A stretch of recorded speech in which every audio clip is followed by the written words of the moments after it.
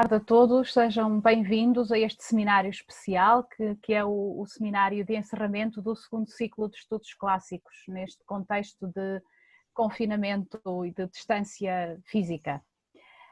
Queria apresentar-vos o professor Breno Sebastiani, que é professor associado de Língua e Literatura Grega do Departamento de Letras Clássicas e Vernácula da Faculdade de Filosofia, Letras e Ciências Humanas da Universidade de São Paulo, que na sua atividade docente é professor permanente do Programa de Pós-Graduação em Letras Clássicas da Universidade de São Paulo, também foi professor visitante da Universidade de Áquila e deu-nos o privilégio de proferir esta conferência, aceitou generosamente esta conferência. É um modo muito económico, desde já, de reunirmos um público altamente internacional como este que aqui temos para ouvir.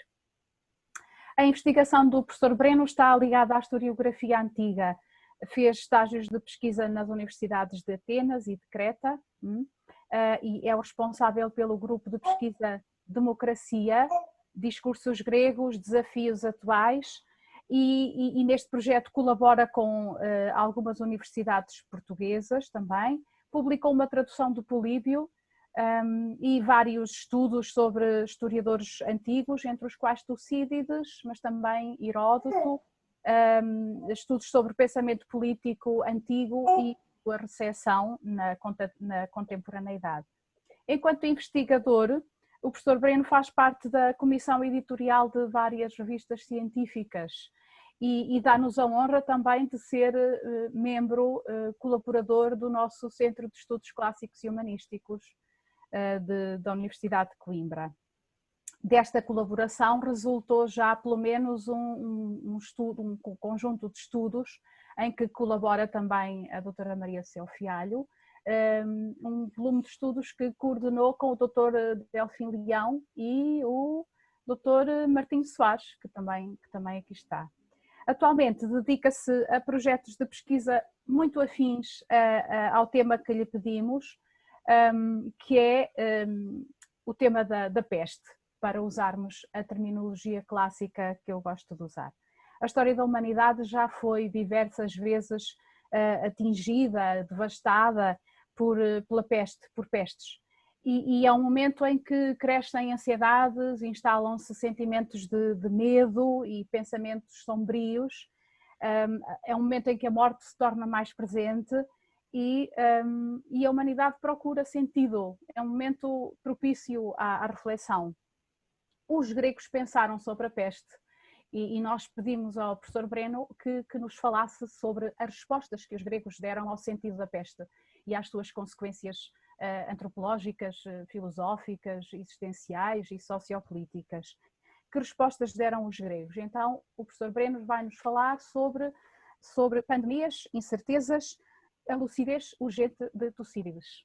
Não podia abrir de outra maneira, senão agradecendo muitíssimo a generosidade desse convite, ter cogitado meu nome para esse evento tão importante, o encerramento do semestre da universidade, que é algo que, além de um prazer enorme, é uma alegria, é uma honra poder ter essa responsabilidade e o prazer de falar, de poder voltar a Tucídides, poder reler toda a leitura desse historiador é sempre uma redescoberta, Nós sempre redescobrimos respostas que aparentemente não tínhamos visto numa primeira vez. Então, muitíssimo obrigado por esse convite, pelo prazer de reencontrar tantos amigos queridos, voltar ao centro ainda que dessa forma, mas a vantagem de ser econômica tira o calor humano, por outro lado, permite acessibilidade. Então, fiquemos com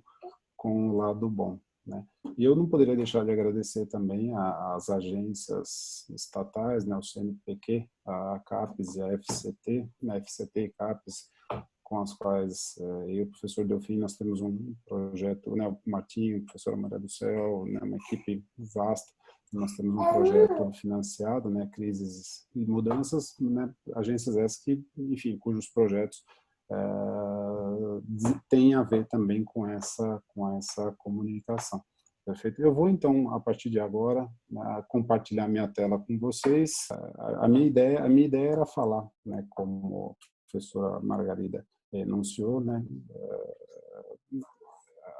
sobre esse tema, né, das pandemias, incertezas e lucidez urgente de Tucídides, tocando, né, num ponto que é quase impossível para alguém, sendo brasileiro, se dissociar nesse exato momento, né? Como não ler Tucídides, como ler Tucídides não levando em conta a realidade pela qual nós estamos passando. Eu não vou, claro, entrar em detalhes, não vou,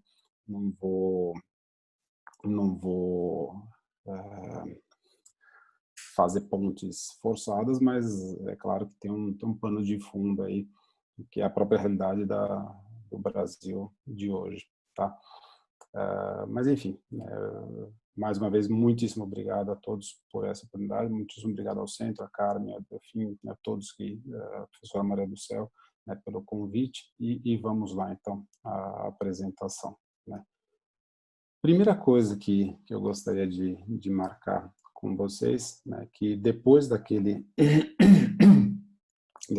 discurso, né, todo mundo lembra do texto de Tucídides, né, depois da oração epitáfio, né, o discurso epitáfio de Péricles, né, aquela oração monumental, entre outras coisas, sobre a democracia ateniense. Logo no mesmo parágrafo 47, Tucídides dá início ao relato da peste, né, a peste que chega súbita em Atenas e que, né, a gente consegue definir como uma reviravolta fortuita, né? Mais do que isso, mais do que reviravolta fortuita, uma reviravolta que escancara uma série de ausências e provoca algumas outras coisas também, né? Então, só para marcar, eu deixei aqui do lado, vai estar sempre a indicação da passagem tucidiana. Eu vou me concentrar no texto, né? Essa peça é definida por ele como uma metabolé, né? Como uma reviravolta, como uma mudança, né? Que tem força, né? Tem potência para mudar tudo sobre o qual ela se lança, né? Contra o qual ela se lança. Né? Ele diz também que a peste, né, atingiu, né, caiu sobre a cidade, se abateu sobre a cidade de modo repentino, né, sem nenhum pretexto, sem nada que desse qualquer aviso, né, mas subitamente. Mais para frente, né, se nós formos até o discurso de Péricles, o terceiro discurso de Péricles, né, o último discurso antes da menção à morte dele, né, Péricles vai definir essa peste como algo para além das nossas expectativas e mais forte do que tudo aquilo que esperávamos, né? E ele vai definir também essa peste como algo proveniente de tadaimônia, algo associado a tadaimônia, né? Quer dizer, algo que não tem necessariamente a ver com o mundo humano, algo que vem de uma outra esfera, sabe, sei lá, que esfera seria essa, tá?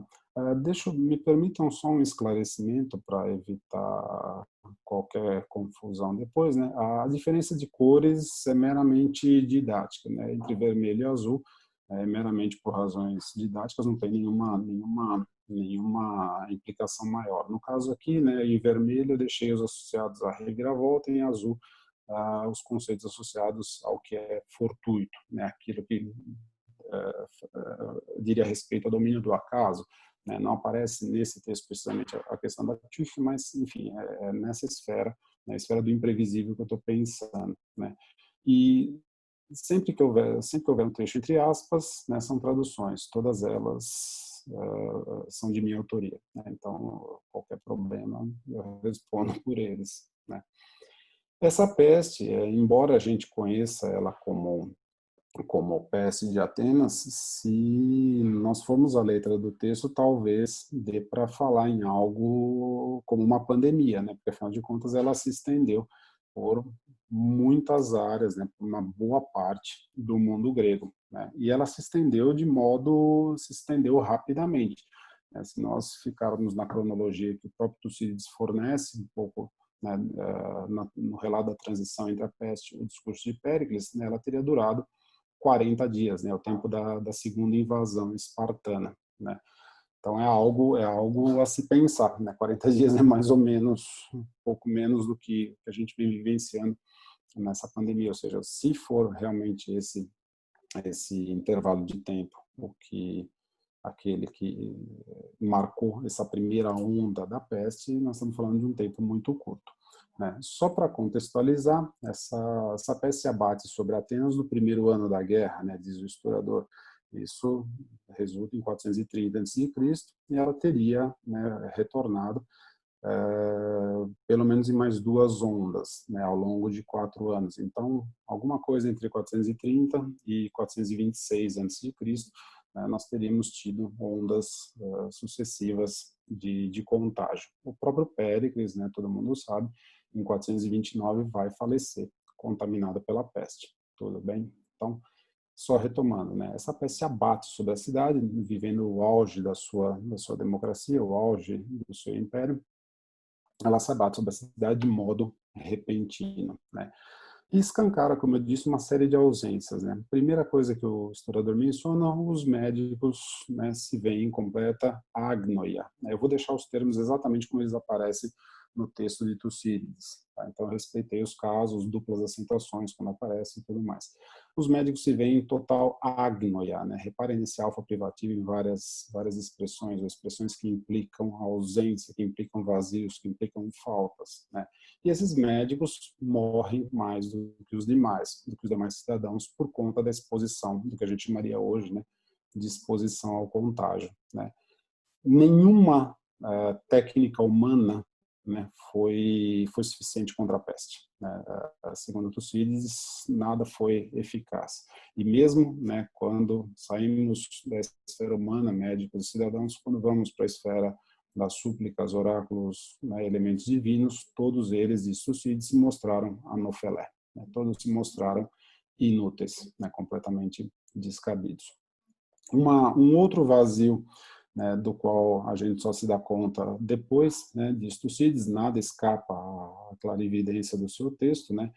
Ele diz que o ano, né, em que a peste se abateu sobre Atenas foi um ano regularmente anosson, né, em relação a outras doenças. Foi um ano sem doenças, foi um ano sem outros tipos de pragas, epidemias e tudo mais, né? É um outro vazio, mas, de novo, né, um vazio que a gente só detecta a posteriori, né? Não se dá conta até que a desgraça venha, né?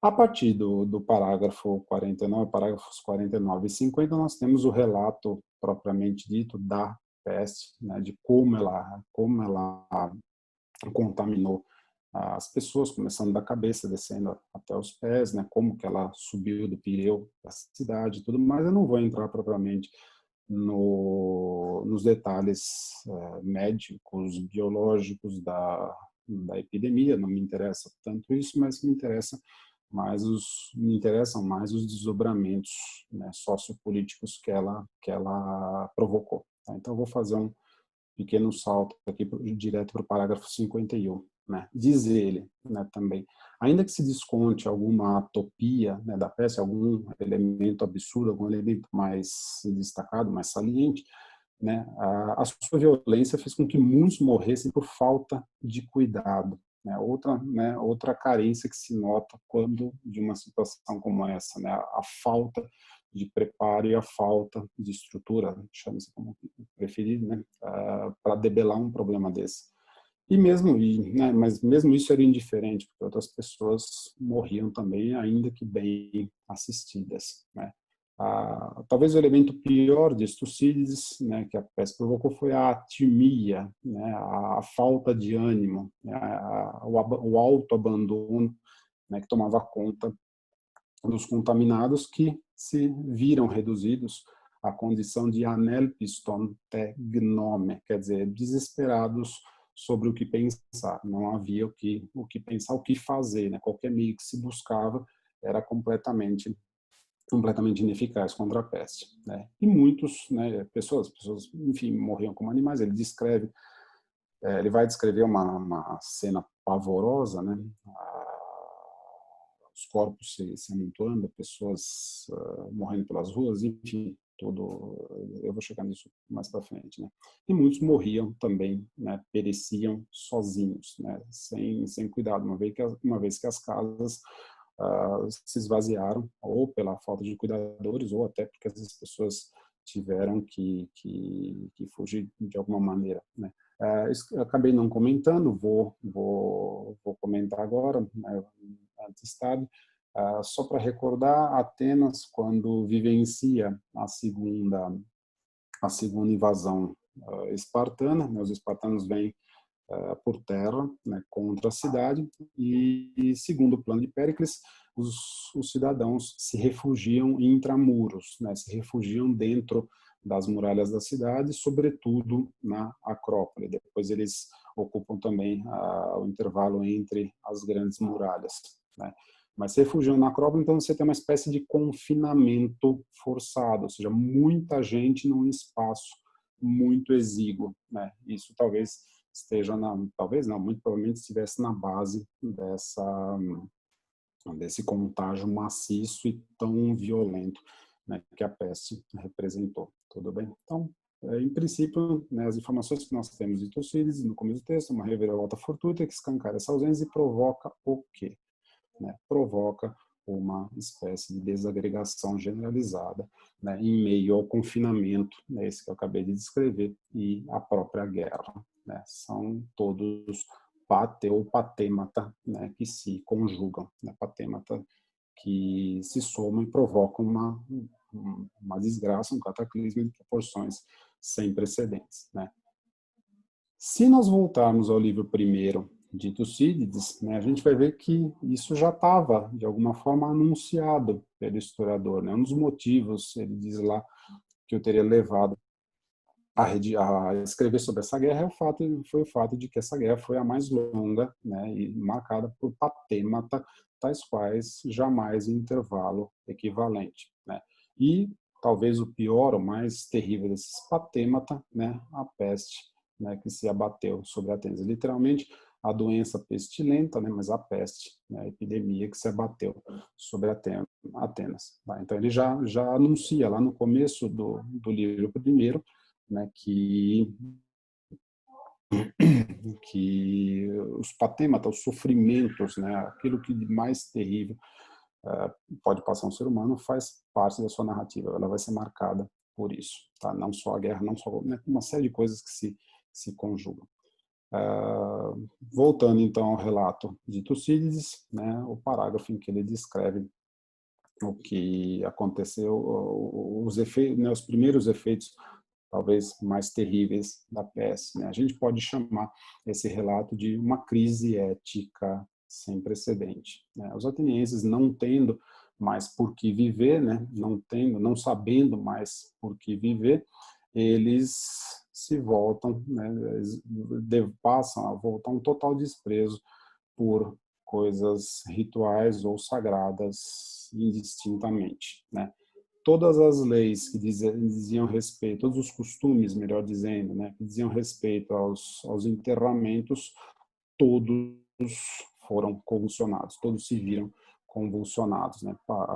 E nós temos aquela descrição que é assustadora até hoje, né? Pessoas jogavam corpos uns sobre os outros, abandonavam esses corpos em piras alheias, né? Não sabiam, simplesmente não tinham o que fazer com esses corpos. Tamanha era a perturbação que a cidade vivia, né?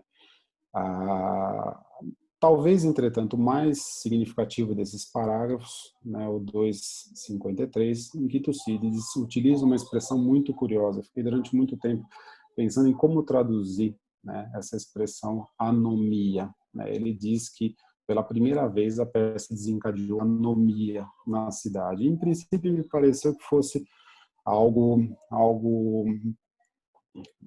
de não tão grandes proporções, mas quando a gente vê a letra do texto, a gente se depara com um fenômeno que talvez seja mais familiar do que aparenta, né? Essa anomia talvez possa ser traduzida por cinismo generalizado, né? A peste desencadeou pela primeira vez a quebra, né, talvez a desagregação maior entre, né, o que o que o mundo demanda, as estruturas sociais demandam e as vontades dos indivíduos, né? Se existe alguma, bem entre aspas, vantagem, né, no cinismo ali, é que ele jamais é hipócrita, né? O cinismo é sempre algo desbragado, né? O sujeito não hesita em, em confessar, em vociferar aquilo que lhe é mais prazeroso ou que lhe é mais útil, mesmo que, ou sobretudo porque a despeito de outras pessoas. Então, me parece que esse estado de anomia, né, quer dizer, a quebra dos costumes, a quebra dos usos, a quebra generalizada dos usos na cidade, pode ser traduzido por cinismo, né, nesse momento. E Tucídides explica o que ele quer dizer por anomia, né? Ele usa uma expressão muito feliz também, né? Facilmente os atenienses ousavam ações que antes ocultavam não por prazer, né? Ele define pela negativa, né? Não por prazer, talvez por interesse, talvez por medo, talvez por qualquer outra razão, né? Mas ele diz não por prazer, ou seja, não se seguiam convenções éticas, não se respeitavam, né, quaisquer parâmetros por prazer e sim por outras razões, né? Fizeram isso ao verem que a metabolé ceifava igualmente ricos e pobres, felizes e infelizes, saudáveis e doentes e tudo mais, né? Por que eu cheguei, né, à tradução por cinismo, né? Ele diz lá que a busca de todos generalizada era por prazer e por aquilo que fosse vantajoso, se mostrasse vantajoso, né, para essa obtenção de prazer, né? Isso, né, a obtenção de prazer, tomou o lugar do que fosse nobre e útil, né? Começou a passar por nobre e útil, era visto como nobre e útil, né? Medo por parte da divindade ou qualquer costume humano, nada era capaz de deter ninguém, né? Na iminência da morte, na iminência da desgraça, ninguém pensava em nada mais senão em satisfazer os próprios caprichos, tá? Por isso que eu sei que é uma tradução que está fora do campo semântico de anomia, mas pelo contexto preferi essa tradução por cinismo generalizado para dar conta do Estado que talvez tenha mergulhado Atenas diante da peça, tá? Enfim, resumindo o seu próprio texto, ele diz, né, ele chama, né, tamanho patos, né, pressionava as pessoas, né? Ele chama a peça, chama essa situação de um patos generalizado, né? Pessoas morrendo na cidade e o território devastado, quer dizer, é o pior dos mundos, né? Você perde os seus bens no campo, você perde as suas terras, suas colheitas, isso por si só já cria um clima de desespero, de ameaça, de tensão, mas também as pessoas acumuladas dentro da Acrópole, dentro das muralhas, elas tombam como animais, né? Não pode talvez haver situação pior. E como se não bastasse, né, todo esse cenário apavorante, surge também uma disputa, né, entre os atenienses a respeito do famoso oráculo dos dórios, né? Se o oráculo teria dito que viria a invasão dória e com ele a loimós ou a limós, né? Loimós a peste, limós a fome, né? A fome generalizada. E os atenienses, diz Tucídides, identificaram no texto do oráculo loimós, né? E o historiador não perde a ocasião de dizer, né? Porque os homens forjam as suas memórias de acordo com aquilo que padecem, né? Se tivesse sido desencadeada uma fome, né, e não uma peste, provavelmente teriam optado por limos. Quer dizer, mesmo as palavras, mesmo a interpretação do passado, ela é condicionada pela grandeza, pela força do sofrimento.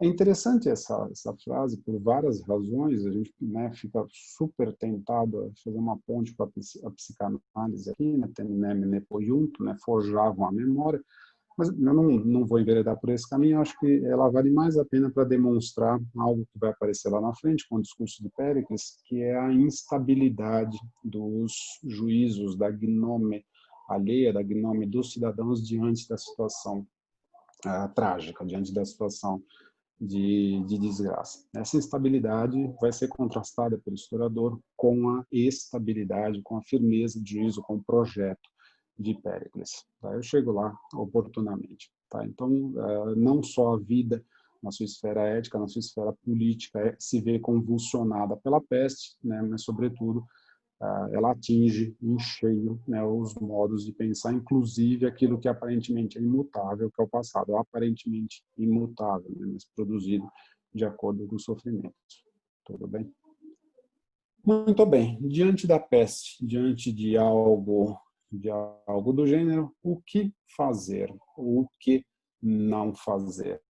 Né? A peste, qualquer situação cataclísmica, é sempre um chamado à ação. Né? Mesmo não fazer nada é uma resposta. Né? Mesmo fazer algo para atrapalhar, né, é também uma resposta. É uma situação terrível como essa, ela sempre dá margem a que, a que alguém tome a frente e faça alguma coisa. Não fazer, como fazer, né, independentemente de o que se faça, isso sempre indicia, sempre revela o modo como determinadas pessoas pensam o que é política. Né? No fundo, a resposta à peste é também a resposta ao que se pensa sobre o agir político, sobre, né, viver dentro de uma polis, né, tanto em Atenas quanto no nosso mundo também. Né? E eu diria que, dado esse cenário, voltando para o texto de Tucídides, né, ele nos apresenta duas formas de ver esse agir político. Né? Uma primeira forma é aquela proposta por Péricles, né? Alguém que pensa a política como um projeto refinado pelo debate, né? Refinado nos dois sentidos, refinado, né, porque passou pelo processo de refino de um debate constante, né, e refinado porque, segundo ele, historiador, vai atingir uma forma perfeita e não por acaso, né, quando ele faz a sua apreciação sobre a trajetória de Péricles, ele vai valorizar positivamente a sua prônoia, né, a sua presciência. Tudo bem? Essa forma de pensar a política, né, forjando um projeto, né, meticuloso, detalhado, de longo alcance, eu chamaria, né, só para efeitos didáticos, também de visão interna e próxima do problema. Né? Péricles é apresentado como alguém, uma espécie de centro de esfera, né, da qual ele consegue alcançar todos os pontos, consegue enxergar todos os pontos e articulá-los nesse núcleo de sentido. Tudo bem? Esse projeto se define por oposição a um outro que eu apresento logo na sequência. Né? Na transição entre o relato da peste e o relato do terceiro discurso de Péricles, né, Tucídides diz que ele, quando então estratego, ele mantinha a mesma gnome, né? Ele mantinha o mesmo juízo que ele tinha a respeito de o que fazer, né? De como proceder com relação à guerra. Ele mantinha o mesmo juízo, né, da época da primeira invasão, ou seja, Péricles não mudou de opinião desde que ele propôs, desde que ele elaborou esse projeto político. Tudo bem? Esse projeto, só para, né, contextualizar, né, se nós quisermos identificar do que se trata, né, ele está formulado, melhor dizendo, de forma bem explícita a partir do finalzinho do livro primeiro, né, o famoso primeiro discurso de Péricles, né, quando os atenienses se veem, não entraram em guerra ainda, né, mas se veem na contingência de aceitar exigências espartanas ou, né, ou entrar em guerra. Quer dizer, os atenienses vêm numa situação limite, pressionado pelos espartanos. E Péricles diz, não tenho, né, não devemos ceder aos peloponésios. Uma vez que, se cedermos agora, vamos ceder sempre. Né? A cada passo para trás, isso vai ser lido como medo, como fraqueza, e nós seremos obrigados a ceder sempre. Então, chegou-se numa situação limite. É preciso ir para a guerra, não tem o que fazer. Esse plano de Péricles, ele está resumido, para quem quiser dar uma olhada, no início do livro segundo. Né? Os atenienses acatam, né, esqueci de mencionar, eles acatam a decisão de Péricles, acatam o plano, né? E o plano está resumido no início do livro segundo. Né? Está aqui o que ele exortou, né, os atenienses a fazer, né? Se preparar para a guerra, trazer o que tivesse nos campos para a cidade, não sair para combater, sobretudo, né, ficar na cidade, preparar a frota e cuidar do império, principalmente, né, porque é por conta dos tributos, né, que as cidades submetidas pagavam que eles, atenienses, podiam viver. Né? O discernimento e o dinheiro era o que havia de mais importante na condução da guerra. A gente vai ver que esse não sair para combater, ele é ambíguo, né? Porque ao mesmo tempo os atenienses ficam na Acrópole, mas você tem uma frota ateniense bordejando pelo Peloponeso e atacando sobretudo Mégara, que é um dos pontos nodais da Guerra do Peloponeso, mas isso é assunto para outros carnavais. Tudo bem? Ao projeto, a visão de projeto de Péricles se contrapõe, né, uma outra forma de agir político, mais ou menos eficaz, é um outro problema, que é a reação imediata, talvez passional, às circunstâncias, né, à conjuntura da pressão, né, do momento. Essa eu chamaria de visão externa e ou distanciada, né? Tanto mais próxima, tanto melhor. Quanto mais distanciada, talvez mais complicada, né? Que é a visão que Tucídides apresenta dos atenienses, né? Contrapondo-se a Péricles, que mantinha a mesma opinião, os atenienses, né, mudavam as suas percepções, né? Pressionados pela guerra, pela devastação do território, pela peste, por todas as mazelas que se abatiam sobre a cidade, eles começam a questionar Péricles, começam a indigitá-lo, reclamar sobre as decisões que ele teria, entre aspas, tomado, né? Os atenienses tomaram junto, mas o importante é, eles mudam de opinião, né? Eles reagem ao sabor das circunstâncias, né? E acusam Péricles de tê-los induzido à guerra, né? E pior, né? Eles, atenienses, decidem se reconciliar com os lacedemônios, né? Eles enviam embaixadores aos espartanos, né? Embaixadores que voltam de mãos vazias. Eu queria só chamar a atenção para essa frase pelo seguinte: Tucídides não desenvolve esse ponto, né? É a única informação que ele deixa sobre esse envio de embaixadores, sobre essa possível segunda resposta à tragédia, né? Ele não dá mais detalhes, quem enviou, quando enviou, né? Como foi feito isso, por que dessa negociação, mas é interessante notar que ao lado do projeto de Péricles talvez houvesse outro, né? Talvez houvesse outro capitaneado por outras pessoas, né, sobre os quais o historiador não faz menção, embora tão somente aponte a existência. Tá? Mas, de todo modo, né, pelo encaminhamento do relato, ele trata como uma reação passional à conjuntura. Tá? Sem saber o que pensar, né, a poroi tegnome, né, outro alfa privativo aqui, né, no campo das ausências lá de trás, né, sem saber o que julgar, o que pensar, os atenienses começam a pressionar Péricles, né, que vendo como eles estavam irritados, convoca uma assembleia e faz isso movido pelo desejo de encorajá-los a confiar e, sobretudo, né, eliminar do juízo deles, né, o elemento irascível que eles estavam demonstrando. É o velho problema da orgué, ou da contraposição entre juízo racional, juízo deliberado, a gnome, e a orgué, né, a cólera, a ira, né, a frustração, o ressentimento que se volta, se abate contra algo ou contra alguém, tá certo? Então, diante desses dois projetos, Tucídides decide explorar um deles. É sobre isso que eu vou me deter um pouquinho mais na sequência do relato. Tá? Enfim, o terceiro discurso de Péricles é apresentado, né, parece uma literação aqui, mas não é por força de circunstância, né? Péricles é apresentado como alguém que pensa a política como um projeto ponderado publicamente, um projeto forjado, refinado ao longo de debates, né? E não somente algo imposto sobre uma população ou simplesmente né, como forma de reação. Né? A mulher ficou com a cara... Se nós formos ao final do livro primeiro, né, nós vamos ver que a decisão de Péricles, a proposta feita por Péricles, né, ela foi não só tomada como a melhor pelos atenienses, mas ela foi também votada, ou seja, ela foi aprovada, ou seja, os atenienses endossaram o projeto pericleano, foram persuadidos por aquilo que ele havia aconselhado. Tá? Esse dado é importante, né, pelo seguinte, ele vai ser não só retomado, como expandido.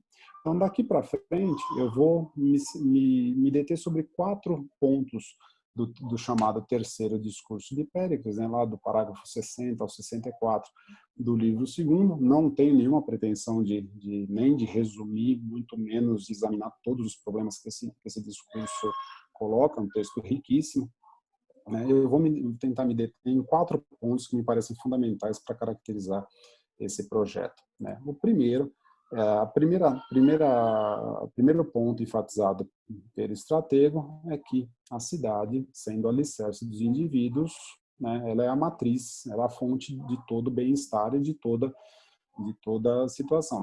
Ou seja, todos seriam responsáveis por buscar essa salvação comum, por mantê-la incólume. Por que disso?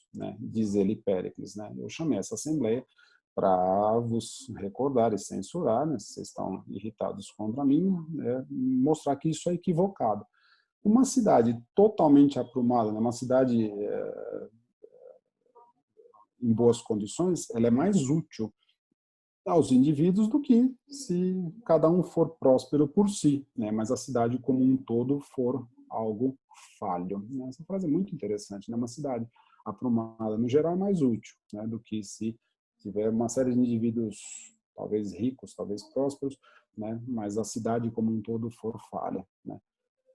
Vocês, atenienses, apavorados com os infortúnios, vocês abriram a mão daquilo que é mais importante, a salvação em comum, a salvação de todos. E agora vocês reclamam contra mim, que aconselhei a guerra, e sobretudo contra vós mesmos, que acatastes. Péricles não deixa barato, ele cobra a fatura. É um projeto forjado por todos os envolvidos. Então não tem porquê eu ser o alvo exclusivo da recriminação. Tudo bem? Esse é o primeiro ponto. Então, a questão da salvação comum, salvação essa que foi endossada democraticamente por todos os atenienses. Segundo ponto, os atenienses deveriam, segundo ele, perseverar nessa decisão democraticamente tomada. E ele retoma aquilo que nós já vimos. Eu não mudei, eu me mantenho mesmo, a mesma opinião que sempre tive. Vocês sim, vocês mudaram. Quando vocês estavam incólumes, vocês se deixaram convencer pelo que eu disse, mas agora vocês mudaram, quando diante do perigo. Meu raciocínio na vossa fraqueza de juízo não parece correto agora, porque ele oscila, porque cada um já experimentou padecimentos, mas ainda está longe a demonstração da vantagem para todos. E ante uma tamanha reviravolta, ainda mais repentina, ainda mais não prevista, vosso pensamento é fraco demais para perseverar naquilo que decidistes. Ou seja, olha lá, atenienses, o que vocês estão fazendo? Vocês decidiram uma coisa, agora vocês pensam outra. Tudo bem, talvez não houvesse óbice nenhum em mudar de opinião democraticamente. Entretanto, isso tem consequências que não são pequenas. Ele vai dizer depois, não vou adiantar o argumento agora.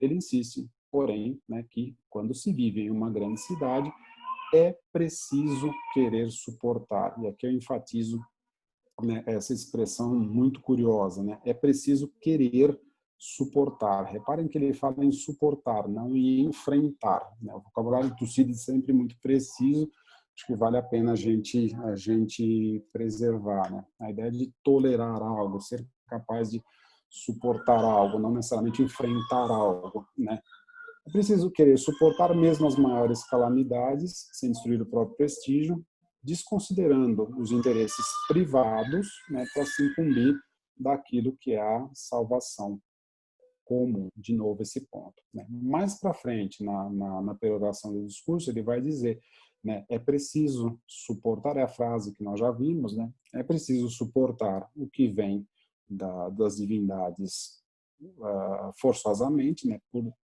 por coerção, e aquilo que diz respeito à guerra com coragem, né, com hombridade, tudo bem? Mas, de novo, a ênfase está no suportar, né, no tolerar, não necessariamente no enfrentar, embora uma coisa implique a outra, né?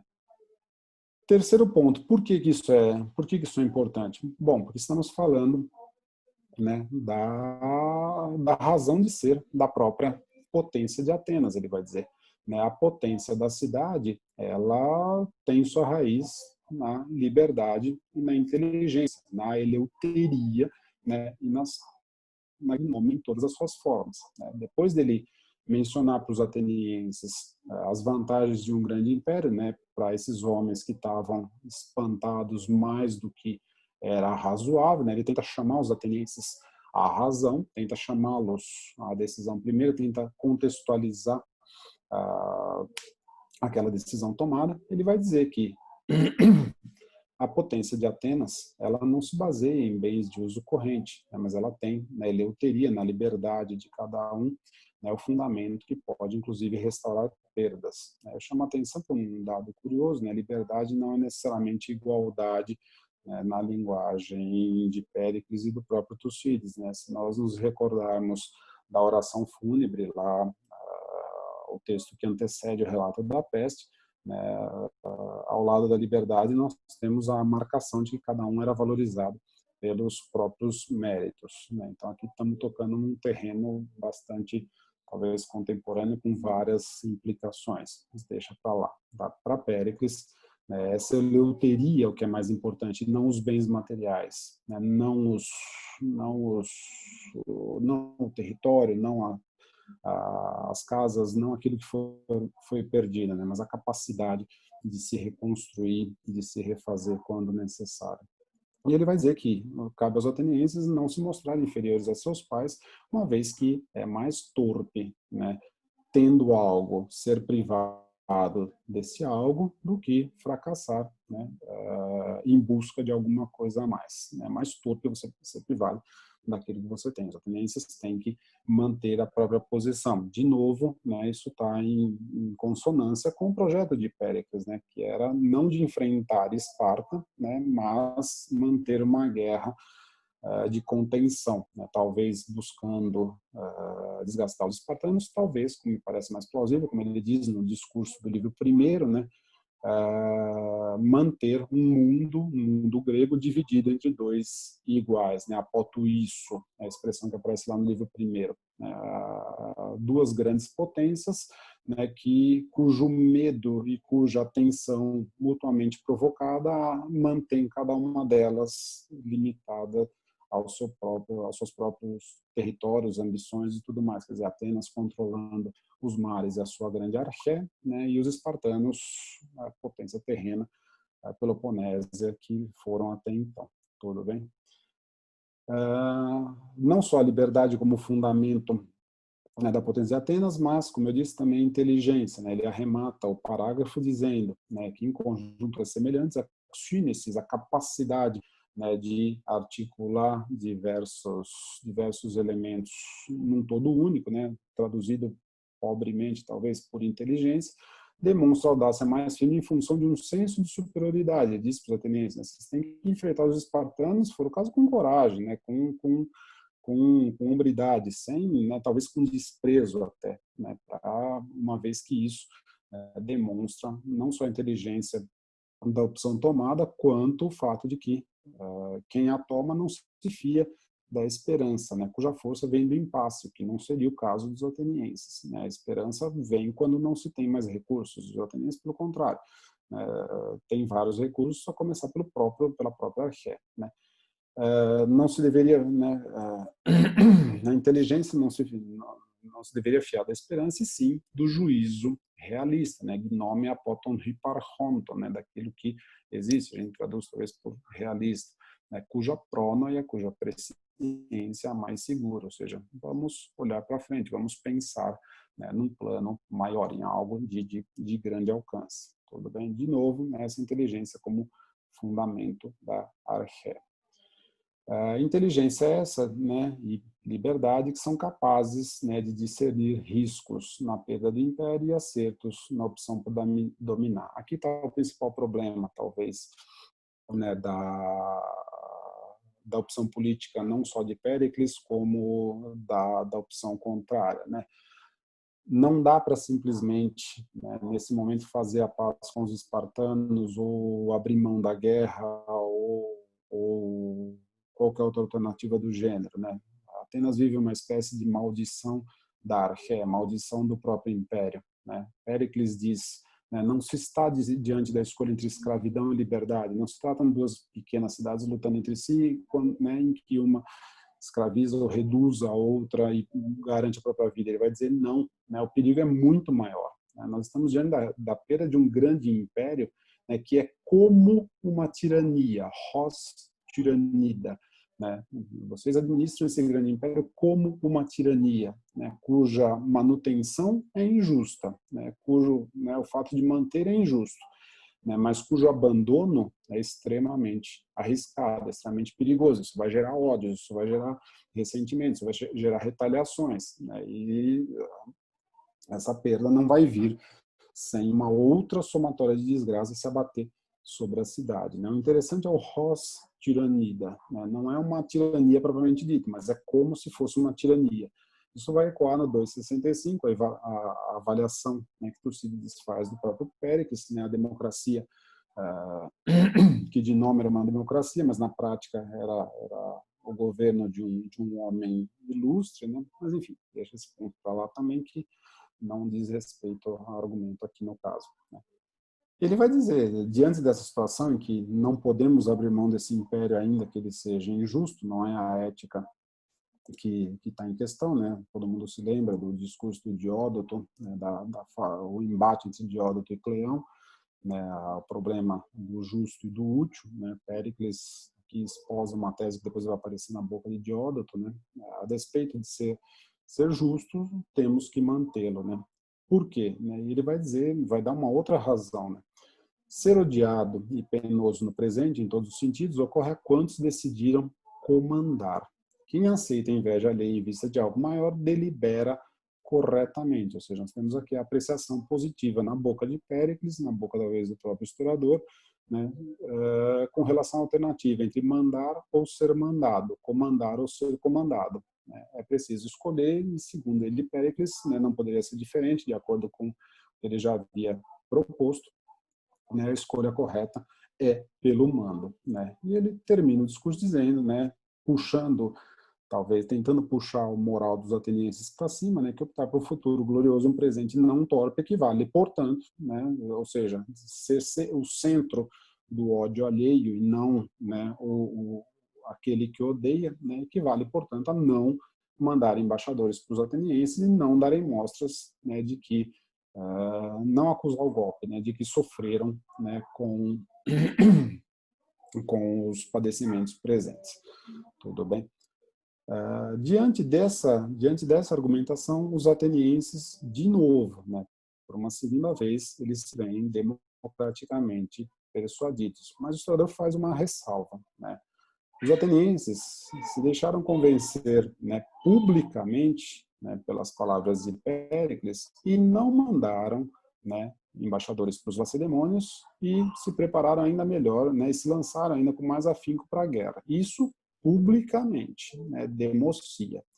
E dia de, né, mas em privado, né, em particular, eles sentiam, né, padeciam, né, a dor a dor de toda desgraça que se abatia sobre a cidade. Tudo bem? Essa ressalva é significativa, né? Se a gente seguir, eu não vou entrar nesse mérito agora, mas se a gente seguir pelo parágrafo 265, na apreciação sobre a trajetória de Péricles e a comparação entre o que ele fez e os seus sucessores, vocês vão ver, todo mundo se lembra, eu imagino, né, que Tucídides diz que os seus sucessores erraram justamente porque cederam, né, às veleidades da população, cada um disputando para ser o primeiro e não um líder de verdade, e isso acarretou erros terríveis, como a fatídica expedição à Sicília, que trouxe a Estácis pela primeira vez para dentro de Atenas, né? Então, né, tem uma série de consequências essa divisão entre público e privado, né, essa aceitação nesse momento e dessa forma. Tudo bem? Muito bem. Diante desses dois projetos, né, diante esses dois modos de ver o mundo e pensar, são o que fazer, né? Como fazer, como encarar isso, como que isso reflete na obra do historiador, quais são as preocupações por trás da obra do historiador. Me parece que o que está em jogo, que Tucídides quer demonstrar, né, sobrepondo, né, não só o epitáfio ao relato da peste, mas também a peste ao terceiro discurso de Péricles, ele quer demonstrar algo que para nós é bastante significativo, acho que para qualquer pessoa em qualquer tempo, né, que é o fato de que a lucidez, né, eu vou chamar de lucidez esse conjunto de percepções intelectuais, essa capacidade de pensar o mundo e a vida, né? Estou aqui resumindo bem pontualmente, né, as três que nós vimos, né, a gnome, a prona e a xínesis, né? A lucidez é algo que deve ser obtido, tem que ser obtido, que não tem outro jeito de se fazer, em meio, né, a situações de caos, né, situações de reviravolta, né, absolutamente imprevisíveis, de ausência, né, em meio a situações de caos, ao cinismo, né, que insiste em se manter à tona, e a N formas de passionalidade, né, sem resvalar numa dicotomia simples entre razão e emoção, não é disso que está em questão, né, mas a tentativa de enxergar algo, né, uma visão um pouquinho mais ampla, né, em meio a tudo isso, né? E o em meio aqui não é por acaso, quer dizer, o historiador é o sujeito que pensa em meio das situações, ele não volta as costas para a situação, né? Péricles é o sujeito que, em meio àquele rugido, né, aquele ódio todo dos atenienses, em meio ao caos que a cidade vivenciava, ele busca uma solução, ele busca fazer valer, argumentar, né, racionalmente, democraticamente por uma solução. Não me importa tanto o teor da argumentação dele, mas me importa sim a maneira como a coisa é feita, né, a proposição de um projeto a ser refinado, né. Essa lucidez, essa busca por lucidez, né, como projeto político, como forma de política, ou mesmo como essência do pensar, do agir democrático, né, só nesse relato de Tucídides nós encontramos em dois pontos fundamentais, né. Um deles, não por acaso, né, dentro do relato da própria peste, e outro dentro do discurso, atribuído a Péricles, né? No relato da peste, Tucídides fala em primeira pessoa, nos poucos trechos em que ele fala em primeira pessoa, né? Cada um falou, né, cada um, seja médico ou privado, né, falou sobre a peste conforme tinha conhecimento, a partir daquilo que lhe parecia o mais razoável, né, e mencionando as causas que julgava ser a de tamanha metabolé, né? Entretanto, eu vou descrever como ela se deu. Não vou falar das causas, não vou falar de probabilidades, não vou falar de nada mais. Eu vou falar daquilo que eu tenho em mãos, eu vou falar daquilo que eu vivenciei, né? A partir, né, coisas que, se alguém no futuro, né, se porventura ela vier voltar a acontecer no futuro, alguém possa observar e, conhecendo de antemão, né, sendo capaz de reconhecer sintomas, reconhecer desdobramentos, reconhecer consequências, né, essa pessoa não vai ficar em aporia, não vai ignorar o que está em jogo, tá? E ele vai dizer isso de que modo, né? Entre outras coisas, porque ele próprio foi contaminado, ele disse, eu próprio padeci da doença, né? E eu vi muitos outros também padecendo dela. Então, o próprio historiador, no meio da desgraça, no meio do cataclismo, ele tenta manter a sua gnome, né, o seu pensamento, né, a sua pronoia à tona, né? Existe um paralelismo entre a ação de Péricles e a ação de Tucídides que oportunamente acho que valia a pena explorar, né? O que Péricles é na na Assembleia, Tucídides se mostra ou aspira a ser, né, na escrita da história, melhor dizendo, Tucídides configura Péricles dessa maneira, tá? E no discurso de Péricles, uma outra menção significativa, né, ele atribui ao estadista essa frase, né, vocês, atenienses, vocês se irritam, né, contra um homem como eu, que não mereço isso, né, e eu que sou um sujeito capaz de gnonaitadeion, tá, né, conhecer o que é necessário e explicá-lo, né, e ser capaz de explicar isso que eu conheço, né. Aquele que sabe, né, mas não consegue explicar com clareza, está no mesmo plano do que aquele que jamais pensou, do que aquele que jamais raciocinou sobre o que está dizendo. Quer dizer, não basta saber, não basta, né, é preciso saber propor esse projeto com clareza. Safos é significativo aqui, né, ensinar claramente, né, ensinar com clareza aquilo que pensa, né? E quem tiver as duas disposições, mas, né, não tiver inclinado a fazer o bem para a própria polis, esse sujeito não vai conseguir se explicar, né? Ele vai ser facilmente corruptível. Mas o ponto que eu queria chamar a atenção é esse daqui, a necessidade de, democraticamente agindo, né, explicar com clareza, não só pensar, não só saber, mas explicar com clareza, né? Esse projeto, essa forma de pensar política, essa forma de pensar democracia, me parece que não ficam restritos a essas duas passagens, esses dois contextos, mas atendem a uma aspiração maior do historiador, né, que é a própria proposição da sua obra, né, que se tivesse que ser definida por uma expressão, me parece que é essa daqui, né, umas detesis tes aleteias, né, uma investigação da realidade, né? Tucídides, a famosa passagem do parágrafo 20, em que ele diz que os homens poucas vezes se voltam com o devido cuidado para investigação da realidade, né? E eu vou retomar, é um passo sobejamente conhecido, não serei eu a tentar esclarecê-lo de alguma maneira, reinventar a roda, mas eu queria chamar a atenção só para algumas coisas que ele diz, né, nesse final do parágrafo 22, tão famoso, né?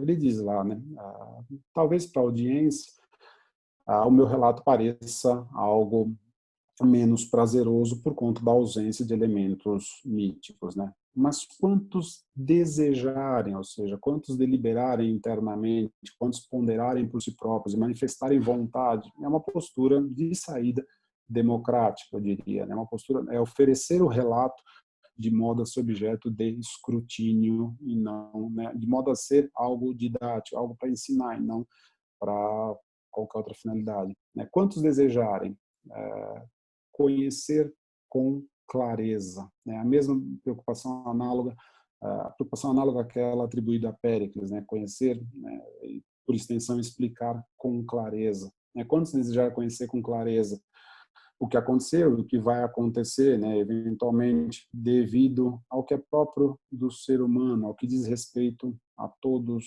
né, indistintamente, né? Talvez essas pessoas julguem minha obra algo útil e isso vai me bastar, né? Ela é um patrimônio para sempre, né? Algo que está aqui, eu deixo como um legado, fiquem à vontade para utilizar como preferirem, né? Ele vai dizer também, se a gente se recordar do chamado segundo prefácio, lá no livro quinto, né, que ele viveu toda a guerra, né,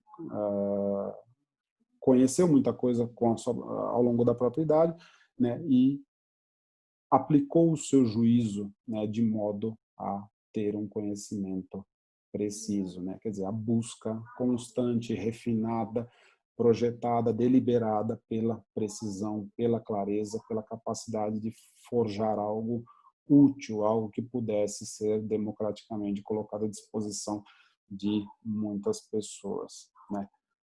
É claro, pensar tudo isso talvez cause alguns ruídos, né? Como equacionar democracia, atividade política, escrita da história, onde uma coisa tangencia a outra ou se entrecruza com a outra. De novo, não estou aqui para dar respostas, né, brilhantes, mirabolantes, nada disso.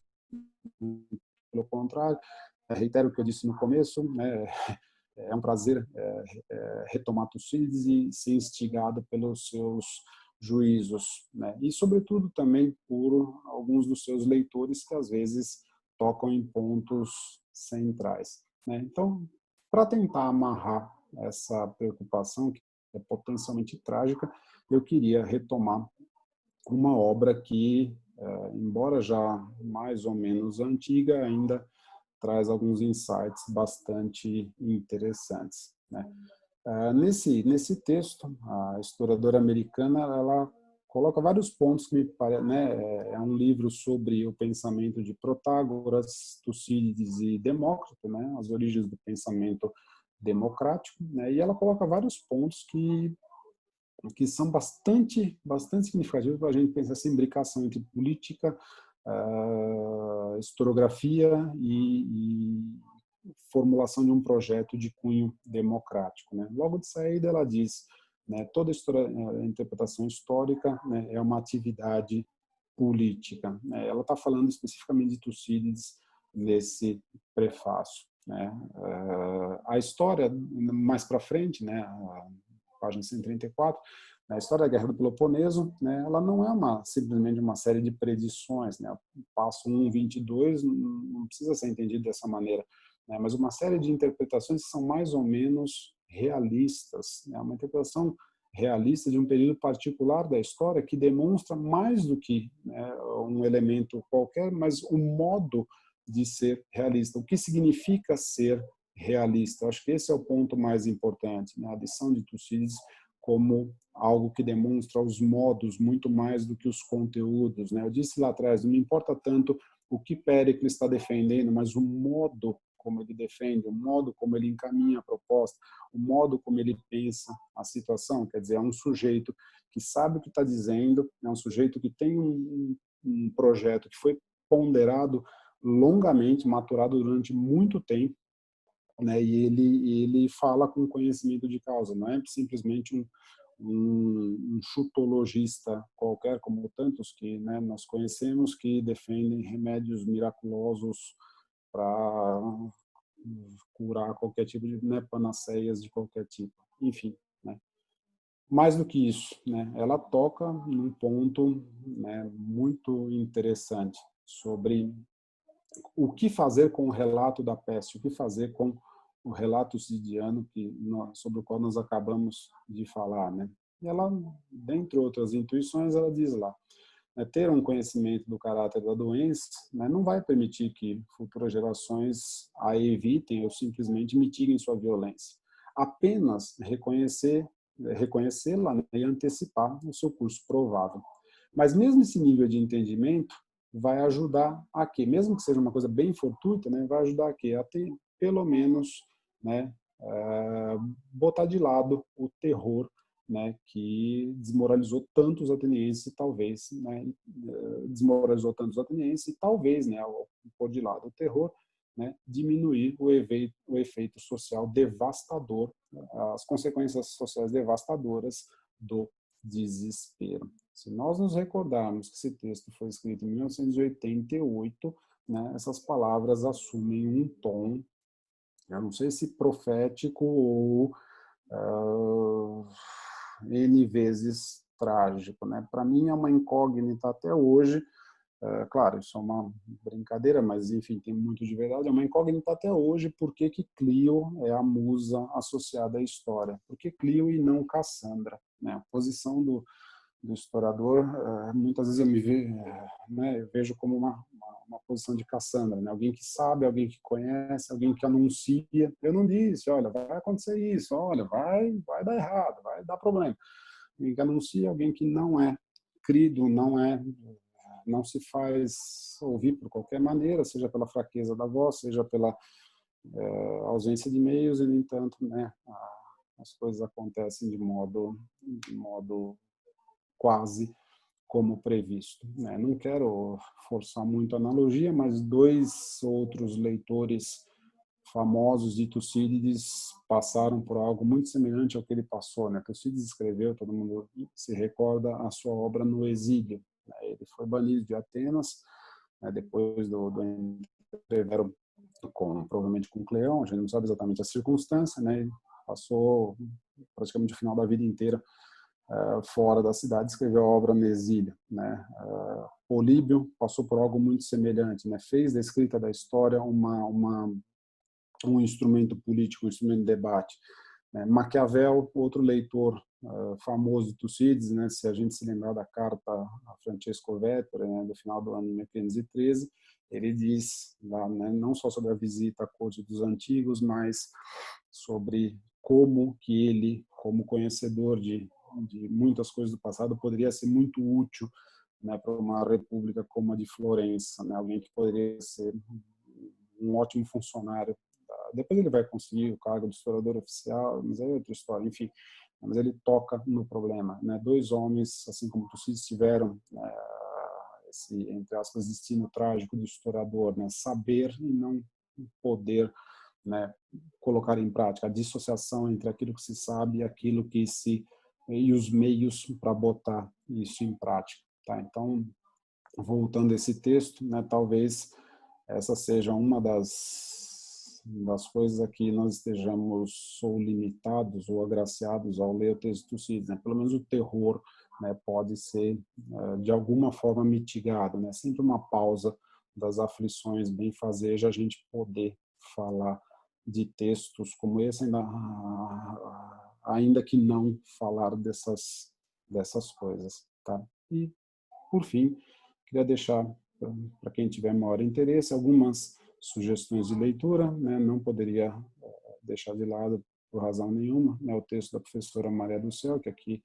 nos prestigia, né? Que está lá publicado no compêndio Poesias da Democracia, está disponível online, né? Um texto que disseca, né, a narrativa tucidiana sobre a peste, e dois outros artigos modernos, né, recentes, né, tentando fazer a ponte, que tenta fazer a ponte entre o relato de Tucídides, né, da peste e como isso impacta democracias tanto antigas quanto modernas. Todos estão online, depois com esse documento disponível, todo mundo pode acessar tranquilamente, tá? Então, mais uma vez, muitíssimo obrigado a todos pela paciência, né? Espero ter preenchido a contento de que fui incumbido e reitero, é um prazer imenso poder ter participado, poder ter feito essa conferência.